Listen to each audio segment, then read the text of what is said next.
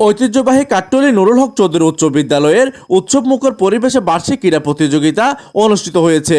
গত বৃহস্পতিবার 22 জানুয়ারি সকাল 9টা থেকে বিদ্যালয় মাঠে এই ক্রীড়া মহোৎসব শুরু হয়। বিদ্যালয়ের প্রধান শিক্ষক ভারপ্রাপ্ত মিসেস তাহেরা বেগমের সভাপতিত্বে অনুষ্ঠানের প্রধান অতিথি হিসেবে উপস্থিত ছিলেন বিদ্যালয়ের আজীবন দাতা ও সম্মানিত সাবেক সভাপতি আহমেদ উল আলম চৌধুরী রাসেল। স্কুলের সম্মানিত শিক্ষক মণ্ডলী, ছাত্রছাত্রী ভাই বোনেরা এবং প্রতিযোগিতার শুভ উদ্বোধন ঘোষণা করেন বিদ্যালয় পরিচালনা পরিষদের সভাপতি এবং বিশিষ্ট আইনজীবী মাহমুদুল আলম চৌধুরী মারুফ।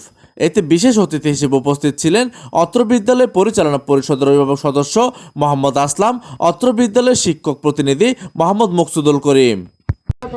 মাধ্যমে খেলা অংশগ্রহণ করা এটাই হচ্ছে সবচেয়ে বড় বিষয়। সেই সাথে আমি আশা করব কাট্টলী নুরুল হক চৌধুরী ক্রীড়াই শক্তি ক্রীড়াই বল এবং সুস্থ দেহ সুন্দর মন এই স্লোগানকে সামনে রেখে শিক্ষার্থীরা বিভিন্ন ইভেন্টে অংশগ্রহণ করে।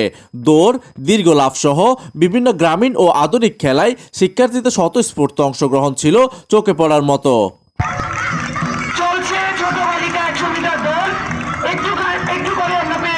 দিনব্যাপী চলা এই আয়োজনে বিদ্যালয়ের শিক্ষক, শিক্ষার্থী, অভিভাবক ও এলাকার গণ্যমান্য ব্যক্তিবর্গ উপস্থিত ছিলেন। এই সময় আরও উপস্থিত ছিলেন অত্র বিদ্যালয়ের সিনিয়র শিক্ষক অসিত কুমার দাস ও বার্ষিক ক্রীড়া প্রতিযোগিতার আহ্বায়ক সৈয়দ মামুনুল ইসলাম, যুগ্ম আহ্বায়ক পলাশ চন্দ্র দাস সহ অন্যান্য শিক্ষক মণ্ডলী।